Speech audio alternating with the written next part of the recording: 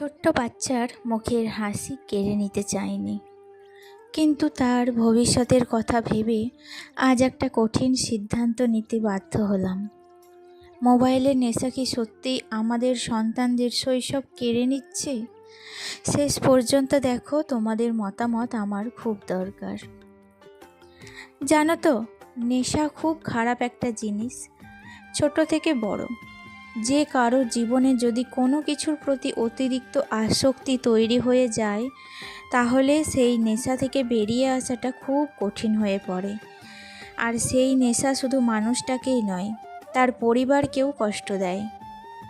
আজকালকার দিনে একটা নেশা কিন্তু খুব দ্রুত ছড়িয়ে পড়েছে, আর সেটা হলো মোবাইল ফোনের নেশা।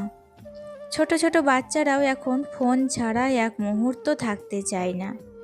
খাওয়ার সময় ফোন, ঘুমানোর আগে ফোন, খেলাধুলার বদলে ফোন। ধীরে ধীরে তাদের শৈশবটাই যেন একটা স্ক্রিনের মধ্যে বন্দি হয়ে যাচ্ছে। আমার ছোট্ট বাচ্চাটার মধ্যেও আমি কিছুদিন ধরে এই পরিবর্তনগুলো লক্ষ্য করছিলাম। ফোন হাতে না পেলে রাগ করা, পড়াশোনায় মন না দেওয়া, খেলাধুলার আগ্রহ কমে যাওয়া, এসব দেখে একজন মা হিসেবে আমার খুব চিন্তা হচ্ছিল। তাই অনেক ভেবেচিন্তে আজ আমি একটা কঠিন সিদ্ধান্ত নিয়েছি। হয়তো প্রথমে ওর খারাপ লাগবে, হয়তো আমাকে ভুলও বুঝবে, কিন্তু আমি জানি একজন মা হিসেবে আমার এই সিদ্ধান্তটা ওর ভালোর জন্যই। সন্তানদের শুধু আজকের আনন্দ নয়, আগামী দিনের ভবিষ্যতের কথাও আমাদের ভাবতে হয়। তাই কখনো কখনো মায়ের মন শক্ত করতেই হয়। তোমরা বলো, আমি কি ভুল করছি? তোমাদের বাড়িতেও কি বাচ্চাদের মোবাইল ব্যবহারের সমস্যা হচ্ছে? কমেন্টে অবশ্যই জানিও। তোমাদের মতামত আর সাপোর্ট আমার জন্য খুব গুরুত্বপূর্ণ। জানো তো, আজকে মোবাইল ফোনটা নিয়ে বাবু খুবই ঝামেলা করছিল। বেশ কিছুদিন ধরেই আমি বিষয়টা লক্ষ্য করছিলাম, কিন্তু আজকের ঘটনাটা দেখে আমি একটা কঠিন সিদ্ধান্ত নিতে বাধ্য হলাম। আমাদের বাড়িতে মোটা 3টে মোবাইল ফোন আছে।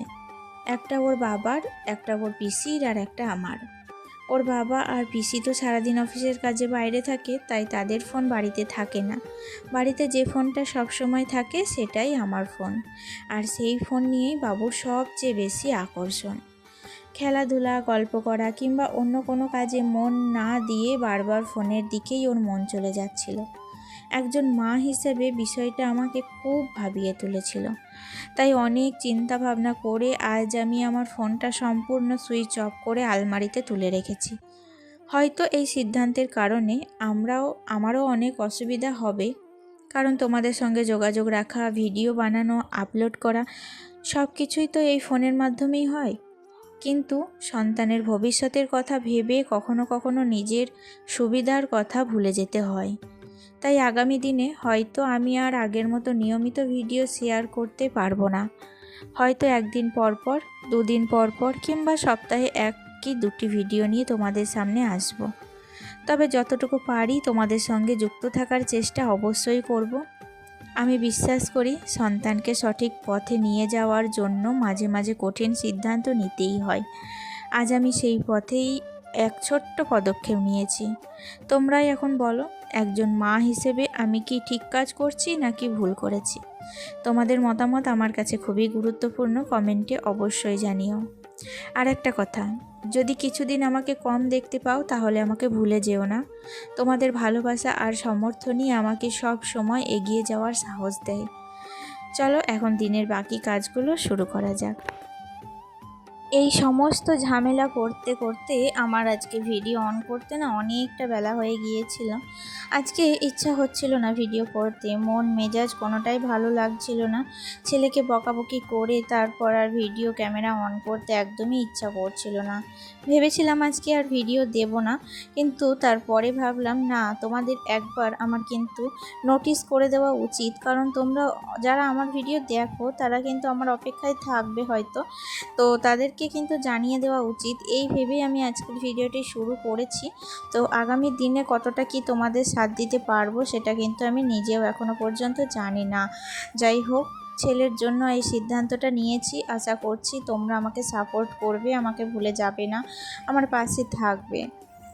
এদিকে দেখো, অনেকটা বেলাতে যেহেতু ভিডিওটি অন করেছিলাম, রান্নাবান্না সমস্তটাই কমপ্লিট, বাসনকুসনও মাজা হয়ে গিয়েছিল। এদিকে বেডরুমটা একটু পরিষ্কার করে নিচ্ছিলাম। আসলে বেডরুমটা না মানে নোংরা হয়েছিল, কারণ বাবু এখানেই বসেছিল। তারপর ঘরগুলোকে একটু মুছে নেব। আর কি বলো তো, আজকে না গরম ধরেছে খুব সকাল থেকে, মানে একটা ভ্যাপসা গরম ধরে আছে। কালকে তো জ্যৈষ্ঠী মাসের সংক্রান্তি, তো সেই জ্যৈষ্ঠী মাসের সংক্রান্তিতে একটু গরম ধরে। আর কালকে আবার আমাদের একটু মানে নিয়মকানুন আছে জ্যৈষ্ঠী মাসের সংক্রান্তিতে। যদি আমি কালকের ভিডিওটা কোনো রকমে শ্যুট করতে পারি তাহলে কিন্তু অবশ্যই তোমাদের সাথে শেয়ার করব। কিন্তু এই যে নতুন ফোনে এই ভিডিওটি মানে শ্যুট করা ছিল বলেই আজকে তোমাদের সাথে শেয়ার করতে পারলাম। কালকে আমার হাজব্যান্ডের যে মোবাইলটা আছে ওটাতেই কিন্তু আমি আমার ভিডিওটি মানে শ্যুট করবার চেষ্টা করব। আসলে কি বলো তো, আগে তো আমি মানে ওই ফোনটাতেই ভিডিও করতাম, তো তখন কোনো একটা অসুবিধা হতো না। কিন্তু এখন এই ফোনটাতে করে করে এমনই একটা অভ্যাস হয়ে গিয়েছে যে ওই ফোনটাতে ভিডিও করলে না ক্যামেরাগুলো মানে কেমন ব্যাকগ্রাউন্ডটা লাগে দেখতে। যাই হোক, কিছু করার নেই, আমাকে এখন ওটাতেই যদি চালিয়ে যেতে হবে। সব সময় তো ধরো হাতে পাবো না, তবুও যখন হাজব্যান্ড বাড়িতে থাকবে সেই ফুটেজগুলোই নেওয়ার চেষ্টা করব, আর সেই সময়গুলোই তোমাদের সাথে শেয়ার করার চেষ্টা করব। এদিকে তোমাদের সাথে কথা বলতে বলতে আমার কিন্তু একদম রান্নাঘর থেকে আরম্ভ করে বারান্দার সবগুলোই ভালো করে মোছামুছি কমপ্লিট হয়ে গেছে। আর এখন আমার ঘরের মেঝেটাও একটু মুছে নিলাম। ঘরের মেঝেতে একটা বস্তা তোমরা দেখতে পাচ্ছ, ওটা ওই বস্তায় না চাল ভরা আছে। এটা হচ্ছে আমাদের জমি থেকে নিয়ে আসা, গ্রামের বাড়ি থেকে চাল। 50 কেজি চাল আছে ওতে একদম। তো ওই চালটাকে এখন আমার ঢালতে হবে, তারপর ড্রামের মধ্যে ভরে রাখতে হবে। তো সময়ের অভাবে এখন কিন্তু ওগুলোকে ভরা হচ্ছে না, তবে খুব তাড়াতাড়ি ওটাকে ভরে নেব। আর অনেকদিন থেকেই জানো তো এই ফ্লাওয়ার ভাসগুলো আগের দিন তো মুছে নিয়েছিলাম, এগুলোতে প্রচুর ধুলো পড়েছিল। তাই ভাবলাম যে মুছামুছি করে না আর কোনো কাজ হবে না, এগুলোকে একটু ধুয়ে নিতে হবে ভালো করে, নয়তো বিচ্ছিরি লাগছে দেখতে। যত ফ্লাওয়ার ভাস দেখবে মানে মানে পরিষ্কার চকচকে হয়ে থাকবে না, তবেই কিন্তু ঘরটাকে ভালো লাগবে। যত নোংরা হয়ে থাকলে কিন্তু সেই ফ্লাওয়ার ভাসের আর কোনো মান সম্মান থাকে না।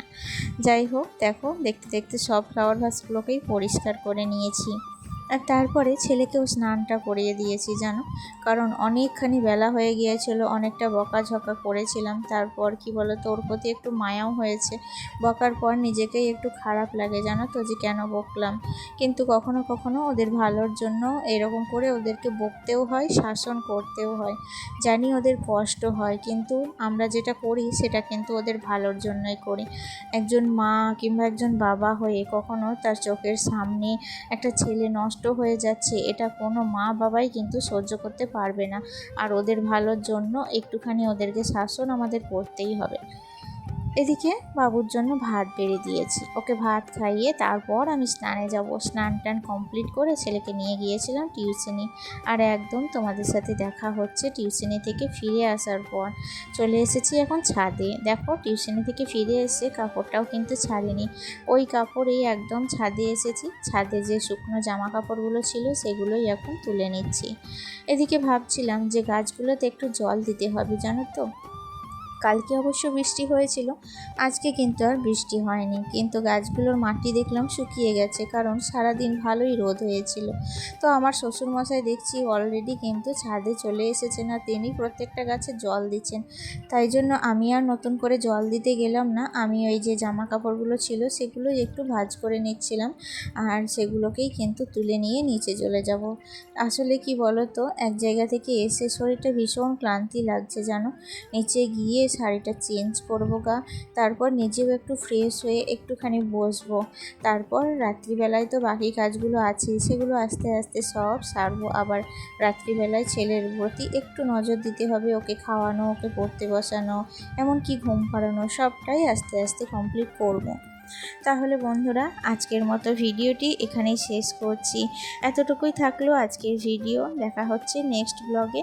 আজকের ভিডিওটি তোমাদের কেমন লেগেছে অবশ্যই কমেন্টে জানাতে ভুলবে না। তোমাদের মতামত আমার কাছে খুবই গুরুত্বপূর্ণ। টাটা।